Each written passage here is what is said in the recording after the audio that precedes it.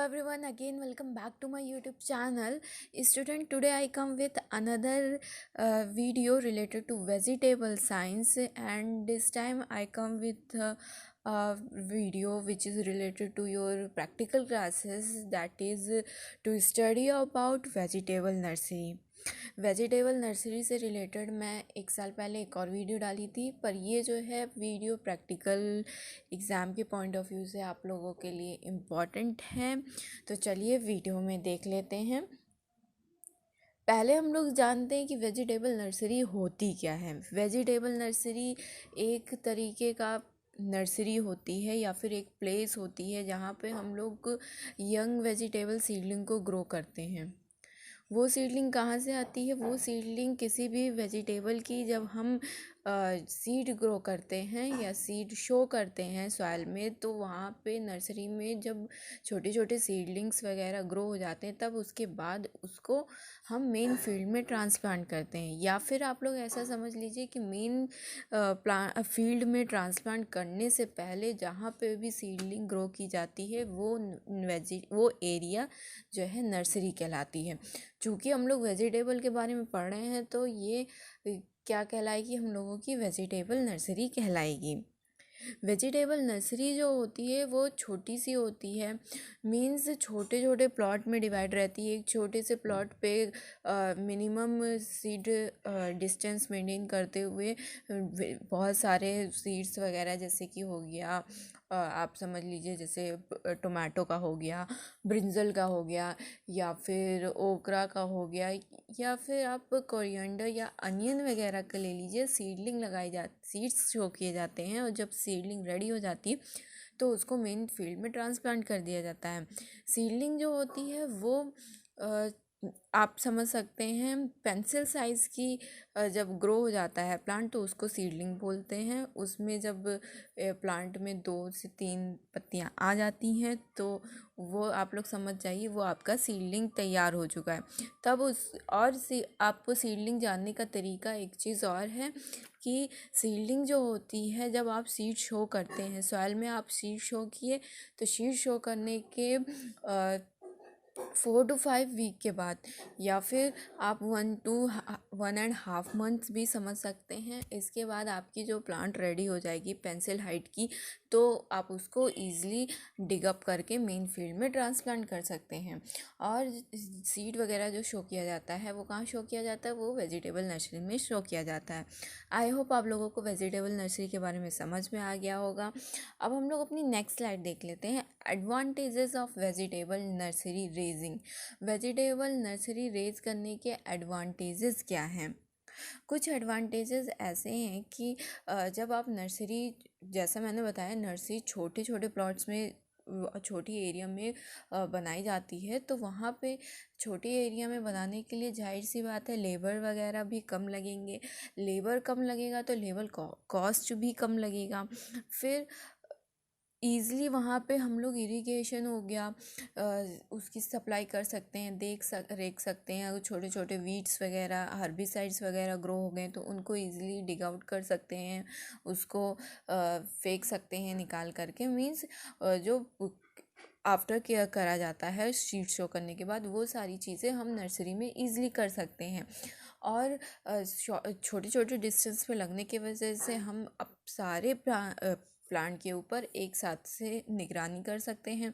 इसके अलावा जितने भी जैसे कि वेदर कंडीशन की वजह से बहुत सारे प्रॉब्लम आ जाते हैं प्लांट्स में, या सॉइल बॉर्न प्रॉब्लम आते हैं, या फिर जैसे इंसेक्ट पेस्ट प्रॉब्लम आ जाते हैं नर्सरी के कंडीशन पे, तो उन सबको हम लोग निगरानी कर सकते हैं easily as compare to the main field. Main field में क्या होता है? मेन फील्ड में बहुत सारी डिस्टेंस मेंटेन किया जाता है, बहुत सारे प्लांट्स लगे होते हैं, हर प्लांट में डिस्टेंस मेंटेन किया जाता है, तो वहाँ पे लेबर भी ज़्यादा लगते हैं केयर करने के लिए, और लेबर कॉस्ट भी ज़्यादा लगता है। तो ये सारी कुछ चीज़ें हैं जो कि वेजिटेबल नर्सरी रेज करने के एडवांटेजेस हैं। अब हम लोग अपनी नेक्स्ट स्लाइड पे आते हैं। देख लेते हैं improve technique for raising vegetable nursery. Vegetable nursery को रेज़ करने के लिए क्या क्या चीज़ों की ज़रूरत पड़ती है या फिर क्या क्या टेक्निक की ज़रूरत पड़ती है। पहले तो आप लोग देखेंगे location of nursery. Nursery grow करने के लिए या नर्सरी सेटअप करने के लिए लोकेशन आपकी बेस्ट होनी चाहिए। वो लोकेशन मेन मार्केट से अटैच्ड होनी चाहिए। डिस्टेंस मार्केट से अटैच्ड होगी तो प्रॉब्लम ये आएगी कि जब आप डिग आउट करके रखेंगे तो उसको मेन मार्केट तक पहुंचने में प्रॉब्लम होगी सेल करने के लिए। या तो आप जब बड़ी सी नर्सरी आपके यहाँ है तो आप कोने में ही छोटी सी आप एक वेजिटेबल नर्सरी बना सकते हैं, जिससे कि वहाँ पे आप इजली जब आपकी सीडलिंग रेडी हो जाए तो वहाँ से आप उसको ट्रांसप्लांट कर दें।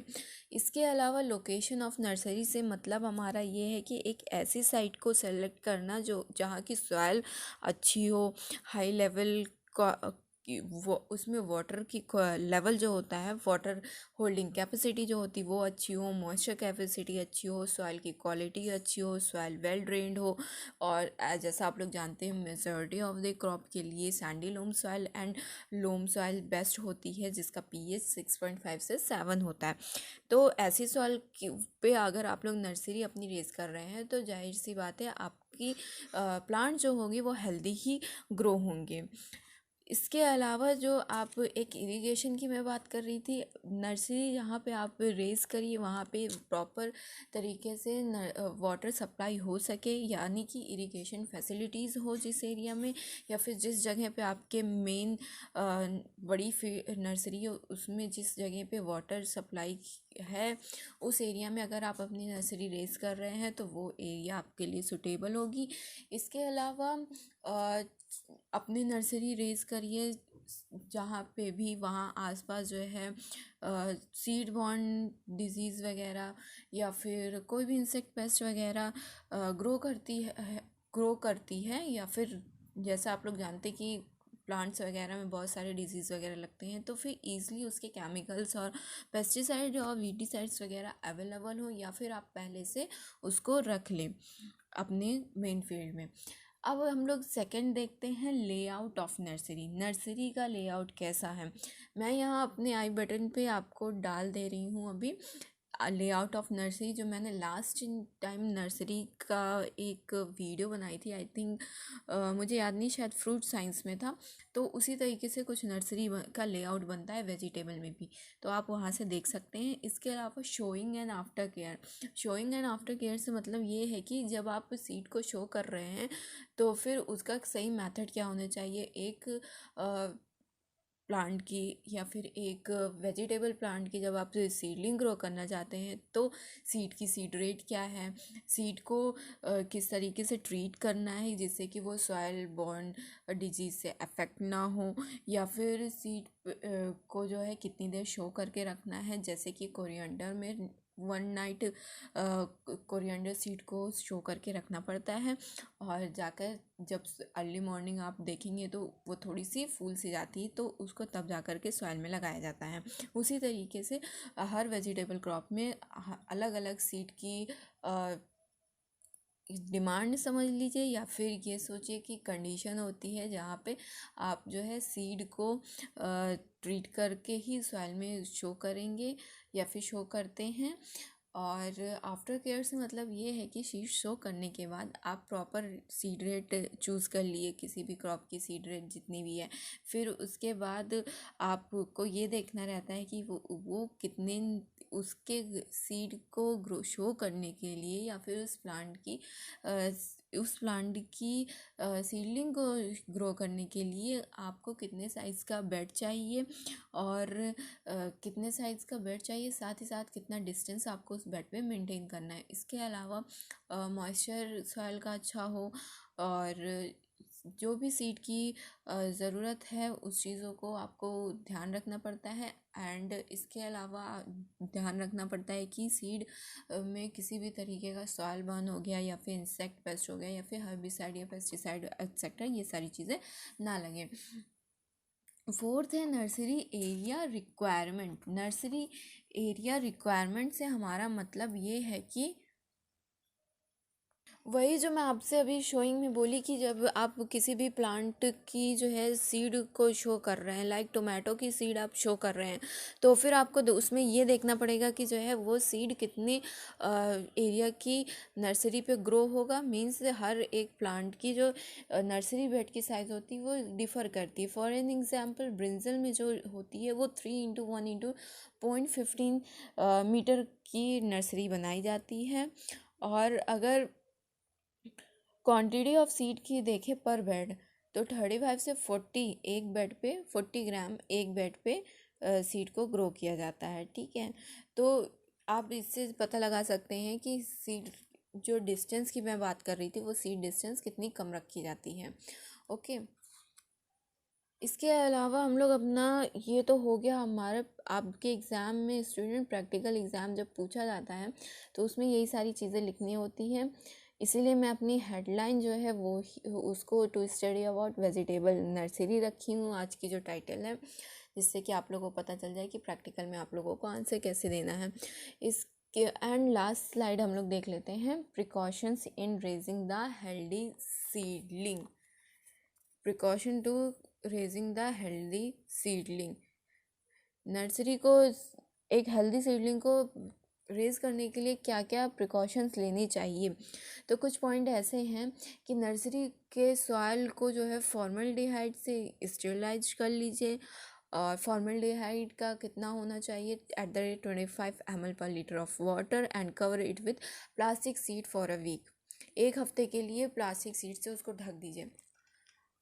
एकदम जो देसी तरीका होता है वो तो ये होता है स्टूडेंट कि फार्मर को आप लोग देखे होंगे, अगर फार्मर हो गया या फिर हम लोग के घर में ही किचन गार्डन वगैरह होते हैं तो वहाँ पे हम लोग क्या करते हैं या हमारे फादर क्या करते हैं, ग्रो करने से पहले विंटर सीज़न लग रहा है अब हर जगह, आप लोग जानते होंगे वेजिटेबल विंटर सीज़न में बहुत ज़्यादा आते हैं, फ्रूट्स बहुत ज़्यादा आते हैं, तो फिर अब धीमे धीमे हर खेत में बुआई और खुदाई वगैरह चालू हो गई। तो सब जो देसी तरीका है ट्रीट करने का सॉइल को वो यही है कि सॉइल को अच्छी तरीके से खोद के उसको पोरस बना करके ओपन करके एक हफ्ते के लिए, एक हफ्ता ज़्यादा हो गया, 3 से 4 दिन के लिए अगर आपके यहाँ की सनलाइट की इंटेंसिटी ज़्यादा है तो आप उसको ओपन करके छोड़ सकते हैं। ओपन करके छोड़ने से क्या होगा, उसमें जितने भी इंसेक्ट पेस्ट होंगे, सॉइल बॉर्न डिजीज़ेस जो क्रिएट करते हैं वो सब मर जाएंगे अपने आप। इसके अलावा हम सीड को शो करने से पहले करते हैं किससे, फंजीसाइड, जिस लाइक कैप्टॉन हो गया। फंगस बॉर्न डिजीज़ को रोकने के लिए हम लोग फंजीसाइड से ही तो ट्रीट करते हैं। तो फंजीसाइड जैसे कि कैप्टॉन हो गया, बेविस्टीन हो गया, @ 2.3 ग्राम पर KG of seed before showing. Showing से पहले सीड को ट्रीट कर लिया जाता है जिससे कि सॉयल बॉर्न डिजीज़ या सीड बॉर्न डिजीज़ ना क्रिएट हो। After that sow the seed in line 5 metre apart, thinly avoided over crowding. मैं बोली कि जो है आप लोगों को बहुत कंजेस्टेड ग्रो किया जाता है, जाहिर सी बात है नर्सरी छोटी है तो वहाँ पे पास पास ही ग्रो किया जाता है, बट पास ग्रो करने का मतलब इतना नहीं है कि आप बिल्कुल क्राउडली ग्रो कर दें, एकदम कंजेस्टेड ग्रो कर दें कि एक प्लांट दूसरे प्लांट के ऊपर चढ़ रहा है या फिर दूसरे प्लांट को ग्रो ही नहीं होने दे रहा है। ओके, उसके अलावा एक दो पॉइंट और है, देख सकते हैं आप लोग। ये है last point, cover the seed with a thin layer of mixture of soil and fine powder of the farm yard manure. Stop watering the nursery bed 3 to 4 days before day of transplanting so that the plant become harder. इसके अलावा ये point में ये बता रहा है कि जब आप मान लीजिए आपने अपनी नर्सरी रेडी कर ली, उसके में आप जो है कि जितनी रिक्वायरमेंट होती है सीड डिस्टेंस की एक नर्सरी पे वो मेंटेन करके आपने सीड को शो कर लिया, तो उसके बाद क्या करते हैं, उसको सॉइल को एक पतले लेयर से उसको कवर कर देते हैं। सॉइल के अलावा पहले उस पर फार्म यार्ड मैन्योर जो होता है, जिसको हिंदी में गोबर की खाद बोलते हैं, उससे कवर कर दिया जाता है ऊपर हल्का हल्का पतली लेयर। उसके बाद उस पर मिट्टी चढ़ा दी जाती है। कुछ हफ्ते बाद आप क्या देखेंगे, आप देखेंगे कि उसमें से धीमे धीमे जो है सीडलिंग आना शुरू हो गई या छोटे छोटे लीव्स वगैरह आना शुरू हो गई। जब वो पेंसिल साइज़ की हो जाएगी तो फिर उसको आप सीडलिंग को ट्रांसप्लांट कर देंगे। सीडलिंग को ट्रांसप्लांट करने का तरीका भी ये है कि जब आप सीडलिंग निकालने वाले हैं या डिग अप करने वाले हैं उसके 3 से 4 दिन पहले उसको पानी देना छोड़ दीजिए, जिससे कि वो प्लांट थोड़ा सा हार्ड हो जाए। नर्सरी कंडी लेवल पे ही हार्ड जब हो जाएगा तो आप 3 से 4 दिन बाद उसको थोड़ा थोड़ा पानी डाल करके उसको ईज़िली डिगअप कर सकते हैं। पानी डालने का मतलब सिर्फ ये है कि वो ईज़िली अपनी रूट्स के साथ निकल जाए। अगर ज़्यादा हार्ड हो जाएगा तो रूट टूटने की या रूट कट होने की भी कंडीशन हो जाती है। ओके स्टूडेंट, अब मैं अपना वीडियो यहीं पे फिनिश करती हूँ। आई होप आप लोगों को समझ में आया होगा। और एंड में मैं आप लोगों से यही कहना चाहती हूँ, अगर मेरा वीडियो आप लोगों को अच्छा लगा हो, आप लोगों के स्टडी पॉइंट ऑफ व्यू से इंफॉर्मेटिव हो, तो प्लीज़ मेरे वीडियो को एक बार लाइक कर दीजिएगा और अपने फ्रेंड्स के बीच में शेयर कर दीजिएगा। एंड सब्सक्राइब करना मत भूलिएगा अगर आप मेरे चैनल पे नए हैं तो। Thank you.